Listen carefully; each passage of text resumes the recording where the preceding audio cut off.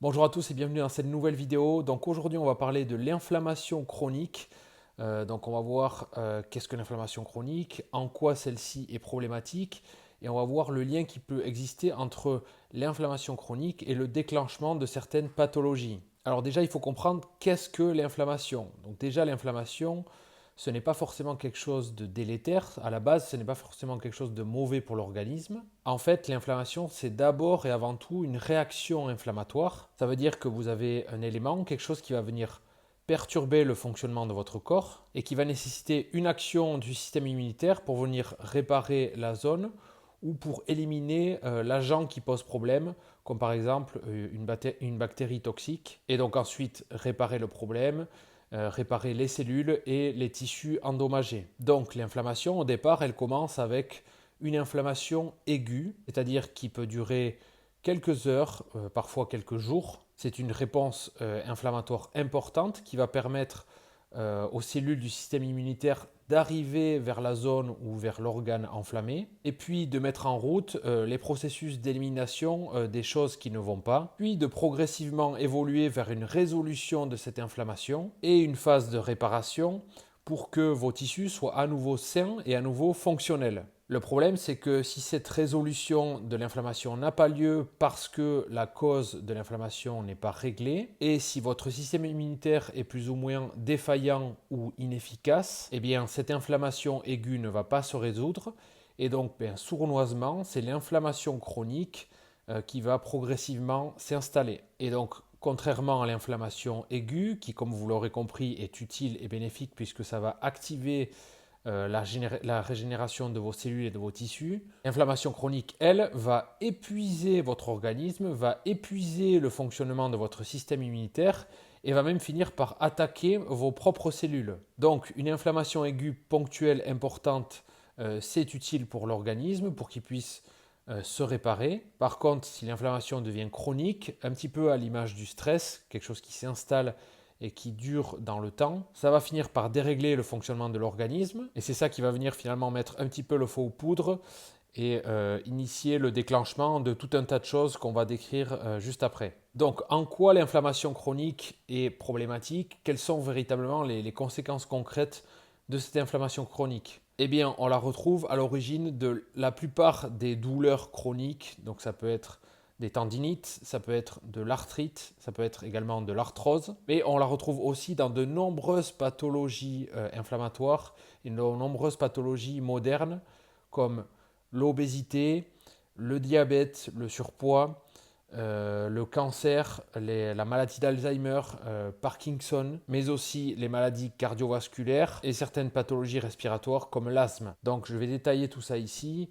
Comme à chaque fois, je m'appuie toujours sur des études scientifiques. Donc évidemment, je vous mettrai en lien juste en dessous tous les liens vers les études scientifiques qui viennent appuyer mes propos. Comme ça, vous pourrez vous faire votre propre avis et bien comprendre d'où viennent ces informations. Donc on revient sur l'obésité. Quel est le lien entre l'inflammation et l'obésité? Aujourd'hui, on le sait, il y a un fort lien entre obésité et inflammation. Donc pour faire simple, les cellules adipeuses, elles sont plutôt amies avec les cellules du système immunitaire et qui vont avoir tendance à générer des molécules pro-inflammatoires. Donc je ne rentre pas trop dans les détails parce que c'est un mécanisme qui est un petit peu complexe, mais pour faire simple, retenez que quand on a un haut niveau de masse grasse dans le corps, on va avoir un haut niveau d'inflammation. Et ça derrière, bien évidemment, ça peut générer tout un tas de pathologies. Ensuite, de la même façon, vous avez le diabète. Donc, de la même façon que pour l'obésité, on a remarqué que des personnes qui avaient un haut taux de CRP, donc ce qu'on appelle les protéines C réactives, qui sont des marqueurs de l'inflammation, bien on remarque que ces personnes avaient beaucoup plus de chances de développer un diabète, voire de développer une certaine résistance à l'insuline. Voilà, concernant les marqueurs de l'inflammation, ça c'est quelque chose qui revient très très souvent dans la plupart des études scientifiques. Ça aujourd'hui on le sait, les personnes qui ont un taux élevé de marqueurs inflammatoires, en général elles ont plus de chances, plus de risques de développer des pathologies. Donc je vous mets ici un petit tableau avec les principaux marqueurs de l'inflammation. Donc vous avez les cytokines, vous avez les protéines C réactives, vous avez l'interleukine 6 et le facteur de nécrose tumorale TNF-alpha. Ensuite, troisième pathologie qui est très liée à un haut niveau d'inflammation, c'est le cancer. En effet, les cellules cancéreuses, eh bien, elles naissent généralement là où l'inflammation est très importante, puisque finalement, c'est un lieu de reproduction idéal, de reproduction rapide pour les cellules cancéreuses. Bref, là encore, je ne rentre pas trop dans les détails parce que là aussi, c'est quelque chose d'un petit peu complexe, mais comprenez que là où l'inflammation est importante, eh bien, c'est un nid, c'est un terreau fertile pour le développement de cellules cancéreuses.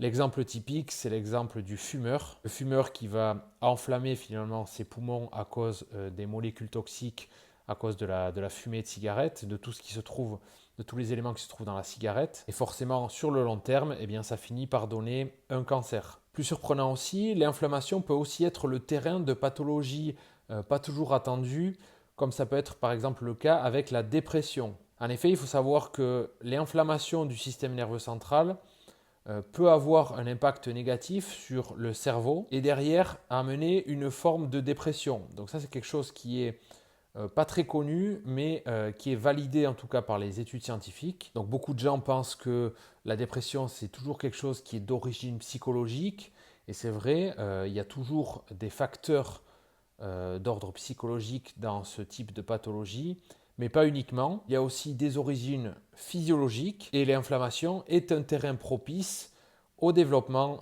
de la dépression. Encore une fois, allez voir les liens qui sont juste en dessous de la vidéo qui mènent vers une méta-analyse qui explique que les personnes qui ont un haut taux d'inflammation ont beaucoup plus de probabilité de développer des symptômes dépressifs, voilà, une forme de dépression. Et évidemment, l'inflammation chronique a aussi d'autres liens avec d'autres pathologies, comme par exemple les maladies cardiovasculaires, comme j'ai dit tout à l'heure, la maladie d'Alzheimer, Parkinson, mais aussi toutes les maladies inflammatoires chroniques de l'intestin, comme la maladie de Crohn, la rectocolite hémorragique. Voilà, toutes ces pathologies, finalement, elles ont une origine en commun, c'est l'inflammation chronique. Voilà, donc maintenant l'objectif, c'est que vous sachiez dans votre quotidien qu'est-ce que vous pouvez mettre en place pour vous prémunir de cette inflammation chronique, pour trouver des solutions face à cette inflammation chronique. Donc ici, je vais vous donner quelques pistes et vous allez voir que finalement, toutes ces pistes, elles sont basées essentiellement sur votre hygiène de vie, puisque c'est vraiment ça, c'est vraiment votre hygiène de vie, votre mode de vie qui va être le plus anti-inflammatoire possible, qui va permettre à votre système immunitaire de pouvoir faire à nouveau son travail correctement pour réparer les dégâts, réparer ce qui ne va pas et finalement vous soigner. Donc si vous suivez régulièrement mes contenus, mes vidéos, vous savez qu'il y a essentiellement trois points sur lesquels vous allez pouvoir avoir une action anti-inflammatoire. Le premier point, ça va être une alimentation qui va être le plus anti-inflammatoire possible. Donc l'alimentation, c'est quelque chose qui est anti-inflammatoire, c'est quelque chose qui est assez vaste. Donc retenez que dans l'alimentation anti-inflammatoire, le principe essentiel, ça va être de retrouver un équilibre entre oméga 6 et oméga 3. Les oméga 6 étant plutôt pro-inflammatoires, les oméga 3 étant plutôt anti-inflammatoires.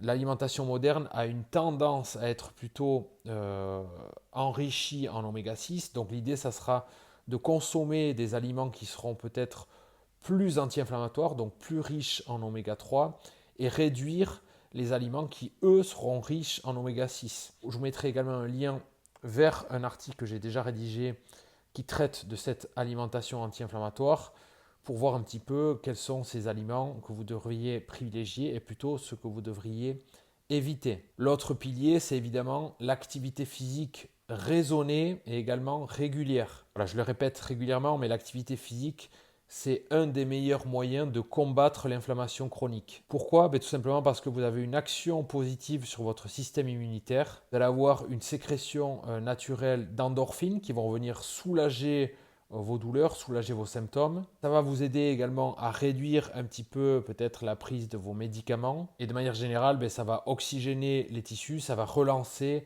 la circulation sanguine et lymphatique. Voilà, idéalement une activité quotidienne est quand même conseillée. Vous pouvez faire des activités de type cardio, vous pouvez faire du vélo, de la marche à pied, de la randonnée. Ça peut être aussi du renforcement musculaire. Voilà, il y a tout type finalement d'activité. 20 à 30 minutes par jour, c'est quelque chose qui est relativement abordable pour tout le monde, mais qui sera vraiment bénéfique pour lutter contre cette inflammation chronique. Et le dernier point que je vais citer ici, il y en a d'autres, mais à mon sens, c'est un point qui est un petit peu sous-estimé, mais pourtant qui a vraiment une action anti-inflammatoire puissante, c'est le fait de passer plus de temps dans la nature, le fait de vous reconnecter à la nature. C'est quelque chose qui est sous-estimé, mais voilà, même si vous habitez en ville, vous avez toujours un moyen de trouver, d'être en contact finalement avec des espaces verts, avec de la verdure, aller dans des parcs en extérieur, faire une randonnée en montagne, vous balader en forêt. Ça, c'est vraiment quelque chose qui a une action anti-inflammatoire importante sur votre corps. Voilà, mais pour mettre en place tous ces conseils, n'hésitez pas à aller faire un tour sur le blog, sur la chaîne YouTube. Vous retrouverez des ressources pour mettre en place tous ces conseils-là. Si vous avez des questions ou des commentaires, vous pouvez les laisser juste en dessous de la vidéo. Moi, je me ferai un plaisir d'y répondre. Et puis d'ici là, continuez à prendre soin de votre corps, de votre santé. Moi, je vous dis à très vite dans un prochain contenu. Prenez soin de vous. Ciao, ciao.